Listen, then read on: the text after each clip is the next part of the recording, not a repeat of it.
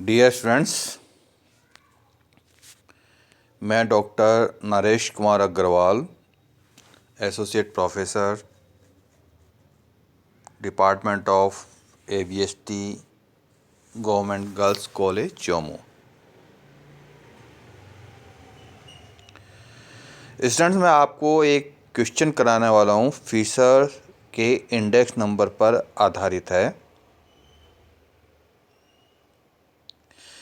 Fisher का index number, जिसमें चालू वर्ष की मात्रा और मूल्य, आधार वर्ष की मात्रा और मूल्य, इन दोनों का प्रयोग हम करते हैं।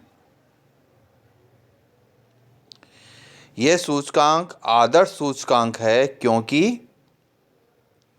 यह समय उत्क्राम्यता टाइम रिवर्सल टेस्ट, तत्व उत्क्राम्यता फैक्टर रिवर्सल टेस्ट को सेटिस्फाई करता है। फिशर का इंडेक्स नंबर याद करने के लिए हमें चालू वर्ष की मात्रा और मूल्य, आधार वर्ष की मात्रा और मूल्य, इन दोनों की जानकारी होना आवश्यक है। प्रश्न में कई बार हमको प्रत्यक्ष रूप से मात्रा और मूल्य नहीं दिए हुए रहते, लेकिन इस तरह की सूचना होती है जिसके आधार पर हम मात्रा और मूल्य की गणना कर सकते हैं। आज मैं ऐसा ही क्वेश्चन कराने वाला हूं जिसमें प्रत्यक्ष रूप से आपको मात्रा और मूल्य नहीं दिए हुए हैं।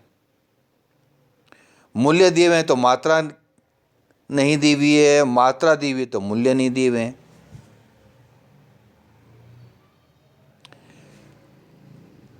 इस प्रकार के प्रश्न को जब हमें हल करना हो तो सबसे पहले मात्रा और मूल्य ज्ञात कर लीजिएगा, और बाद में जिस तरह से हम फिशर का सूचकांक ज्ञात करते हैं उसी तरीके से प्रश्न को हल करेंगे। पहले मैं क्वेश्चन पढ़ता हूं और उसके बाद उसका हम सॉल्यूशन करेंगे।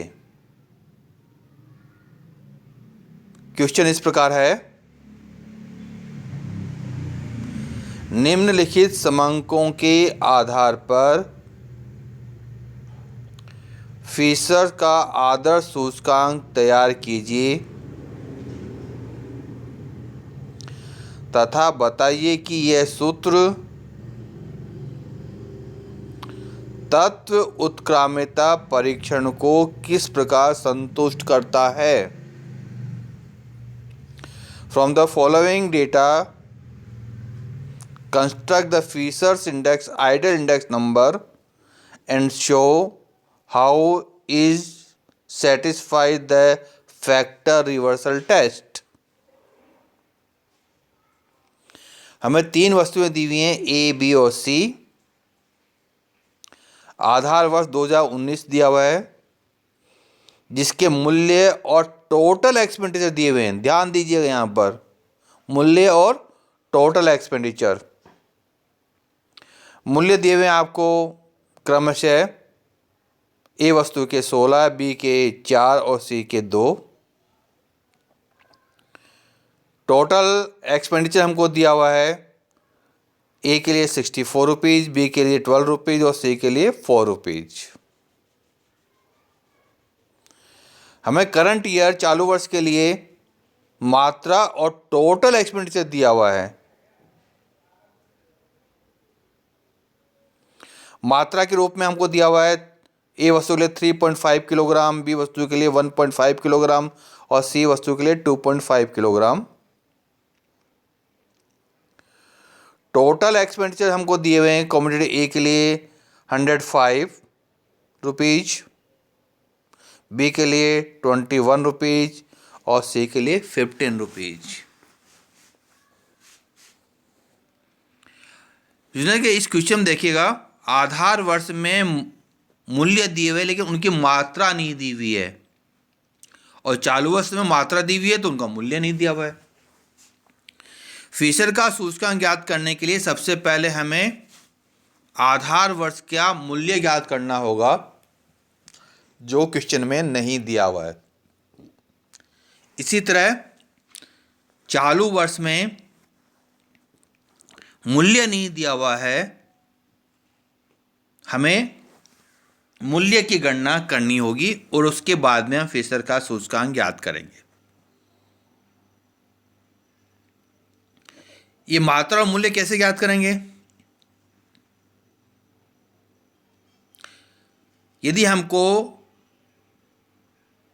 क्वांटिटी ज्ञात करनी है, जैसे कि आधार वर्ष में ज्ञात करनी है, तो टोटल एक्सपेंडिचर को प्राइस से डिवाइड कर दीजिएगा तो हमें क्वांटिटी प्राप्त हो जाएगी। और यदि हमें प्राइस की गणना करनी है, जो टोटल एक्सपेंडिचर दिया हुआ है इसको क्वांटिटी से डिवाइड कर दीजिएगा। जैसे आधार वर्ष में टोटल एक्सपेंडिचर 64 दिया हुआ है, 16 से डिवाइड करेंगे तो क्वांटिटी 4 आ जाएगी। बी वस्तु की टोटल एक्सपेंडिचर 12 दिया हुआ है, 4 से डिवाइड करेंगे क्वांटिटी 3 आ जाएगी। सी वस्तु की टोटल एक्सपेंडिचर 4 दिया हुआ है, 2 से डिवाइड करेंगे तो क्वांटिटी 2 आ जाएगी।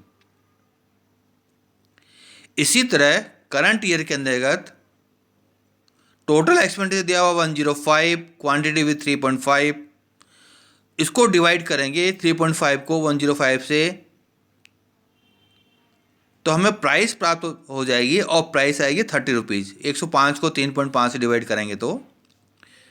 इसी तरह बी कमोडिटी को 21 टोटल एक्सपेंडिचर है, 1.5 क्वांटिटी से डिवाइड कर दीजिए, प्राइस प्राप्त हो जाएगी तो ये 14 आ जाएगी। 15 को 2.5 से डिवाइड कर दें, सी की प्राइस आ जाएगी हमें तो ये 6 आ जाएगी। इस प्रकार अब हमें मात्रा और मूल्य दोनों का ज्ञान हो गया है आधार वर्ष के लिए। तो आप लिख दीजिएगा आधार वर्ष की प्राइस P0 होगी, जो क्वेश्चन दिया हुआ है 16, 4 और 2। आधार वर्ष की मात्रा Q0 होगी, जो हमने कैलकुलेट की है 4, 3 और 2। आधार वर्ष की मात्रा मूल्य ज्ञात कर लिए। अब चालू वर्ष की मात्रा मूल्य लिख दीजिएगा। चालू वर्ष की मूल्य P1 जो हमने कैलकुलेट किया अभी 30, 14 और 6।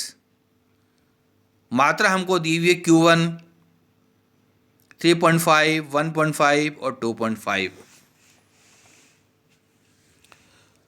फिशर का सूचकांक ज्ञात करने के लिए हमें 4 सूचनाएं ज्ञात करनी होती हैं। P1 Q0, P0 Q0, P1 Q1 और लास्ट में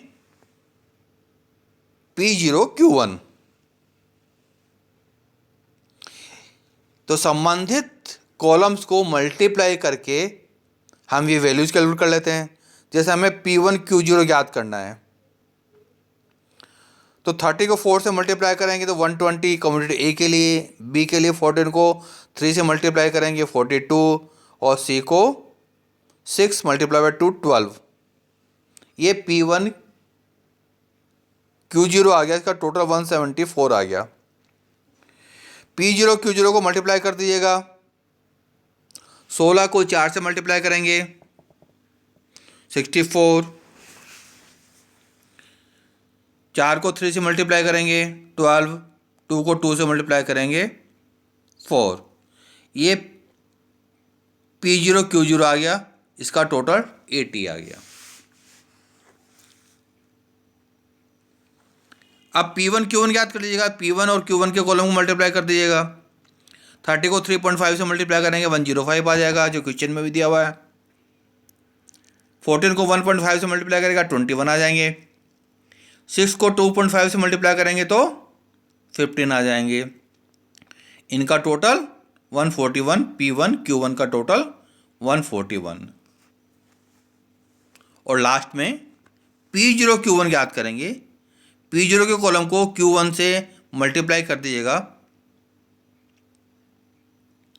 16 को 3.5 से मल्टीप्लाई करेंगे 56, 4 को 1.5 से मल्टीप्लाई करेंगे 6, 2 को 2.5 से मल्टीप्लाई करेंगे 5। इनका टोटल कर लीजिएगा, टोटल 67 आ गया। P0Q1 67। फिशर के सूचकांक ज्ञात करने के लिए और टाइम रिवर्सल टेस्ट करने के लिए और किसी सूचना की हमें ज़रूरत नहीं पड़ेगी। आप पहले फिशर का फॉर्मूला लिखिएगा और फिर इसको सोल्व करते हैं हम। फिशर का फॉर्मूला है P01 बराबर summation P1Q0 upon summation P0Q0 into summation P1Q1 upon summation P0Q1, इसका अंडर रूट और उसको 100 से मल्टीप्लाई करना है। जो वैल्यूज कैलकुलेट की हमने P1Q0 174, P0Q0 upon 80, P1Q1 141 upon P0Q1 67। तो हमने वैल्यूज पुटअप कर दी 174 अपॉन 80 इंटू 141 अपॉन 67 का अंडर रूट इंटू 100। 174 को 80 से डिवाइड करेंगे तो 2.175 पाएंगे। 141 को 67 से डिवाइड करेंगे 2.104 आएंगे, यानी 2.175 इंटू 2.104, इसका अंडर रूट इंटू 100। तो 2.175 को 2.104 से मल्टीप्लाई करेंगे तो ये वैल्यू आएगी 4.5762, इसका under root into 100। Under root निकालेंगे 4.5762 का तो 2.139 आएंगे। इसको 100 से मल्टीप्लाई कर दीजिएगा तो 213.9 213.9 ये फिशर के सूचकांक की वैल्यू हो गई। फिशर के अनुसार सूचकांक 213.9, यानी 2 गुना से ज़्यादा प्राइस हमारी बढ़ गई है। अब हमें फैक्टर रिवर्सल टेस्ट कैलकुलेट करना है। तो फैक्टर रिवर्सल टेस्ट का मतलब होता है कि चालू वर्ष में आधार वर्ष की मात्रा, आधा वर्ष में चालू वर्ष की मात्रा को परस्पर आपस में परिवर्तित कर दें तो हमारा निष्कर्ष होना चाहिए P1Q1 अपॉन P0Q0, यानी प्राइस फिशर का इंडेक्स नंबर और क्वांटिटी इंडेक्स नंबर ये दोनों हम याद कर लें। P01 इंटू Q01 का result summation P1Q1 upon summation P0Q0 आना चाहिए। यदि ये वैल्यू आती है तो ये फिशर के अनुसार फैक्टर रिवर्सल टेस्ट को सेटिस्फाई करेगा। अब P01 इंटू Q01 का फॉर्मूला लिख दीजिएगा, P1Q0 upon summation P0Q0 into summation P1Q1 upon P0Q1 into P0Q1 upon P0Q0 into P1Q1 into upon P1Q0 का अंडर रूट। इस फॉर्मूले के अनुसार वैल्यूज पुटअप कर दीजिएगा। 174 upon 80 into 141 upon 67 into 67 upon 80 into 141 upon 174। अब देखिए क्वेश्चन में 67 से 67 क्रॉस हो गए, 174 से 174 क्रॉस हो गए। अब संख्या बच गई हमारी 141 इंटू 141 अपॉन 80 इंटू 80, इसका अंडर रूट, तो इसका अंडर रूट आ जाएगा 141 अपॉन 80। आप अपना क्वेश्चन देखिएगा तो P0Q0 ये 80 आया है, P1Q1 141, दोनों यही आंसर आ रहे हैं।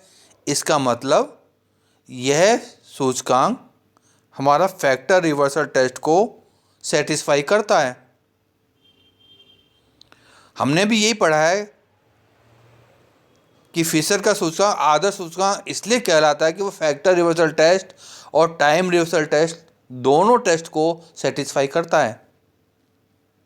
तो स्टूडेंट, इस तरह का यदि परीक्षा में कोई क्वेश्चन मिले जिसकी संभावना बहुत होती है तो आप पहले ध्यान से पढ़िएगा कि क्या हमको दोनों वर्षों की मात्रा मूल्य दिए हुए हैं क्या है। यदि नहीं दिए हुए तो पहले याद कीजिएगा और फिर क्वेश्चन को सोल्व कीजिएगा। आपको इस क्वेश्चन में कोई भी प्रॉब्लम आई हो, समझ में नहीं आया हो, तो आप व्हाट्सएप पर अपनी प्रॉब्लम मुझे भेज सकते हैं या फ़ोन पर बात कर सकते हैं। आपकी समस्या का समाधान आपको मिलेगा। Thank you.